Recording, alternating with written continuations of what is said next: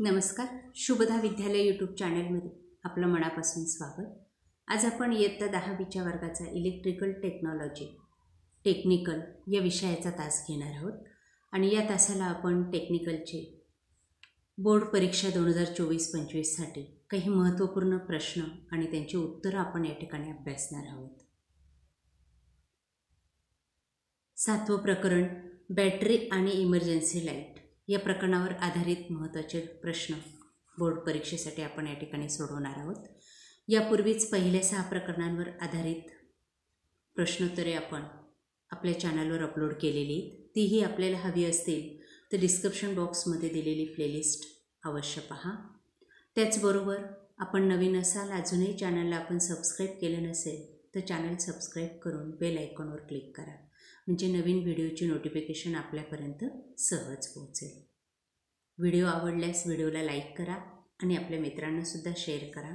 यानंतर आपल्याला कोणत्या विषयाचा व्हिडिओ हवा तेही कमेंट करून सांगा. बोर्ड क्वेश्चन पेपरसुद्धा आपल्या चॅनलवर उपलब्ध आहेत मागील 5 वर्षांच्या. त्याही पाहायच्या असतील तर डिस्क्रिप्शन बॉक्समध्ये दिलेली बोर्ड प्रश्नपत्रिका ही प्लेलिस्ट अवश्य पहा.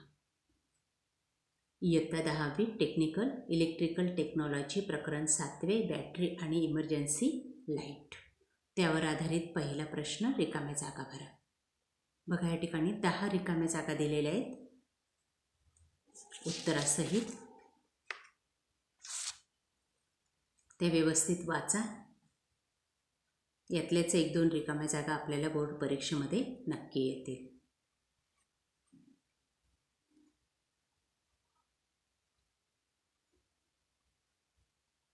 त्यानंतर प्रश्न दुसरा, एका वाक्यात उत्तरे लिहा. बॅटरीची रचना स्पष्ट करा.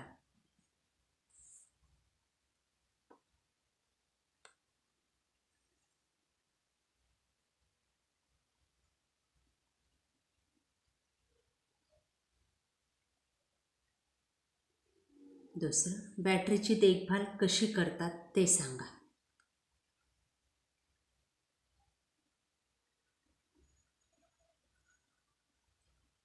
तिसरे, इमर्जन्सी लाईट चे कोणकोणते भाग आहेत.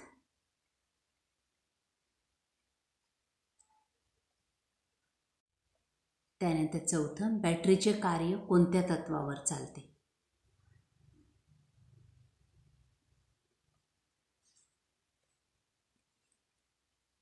इमर्जन्सी लाईटची रचना व कार्य स्पष्ट करा.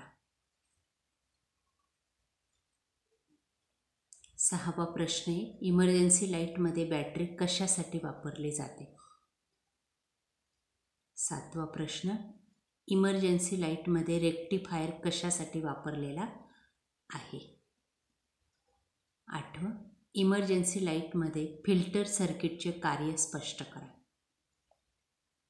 आणि 9वे, इमर्जन्सी लाईटची ठोकळाकृती काढा.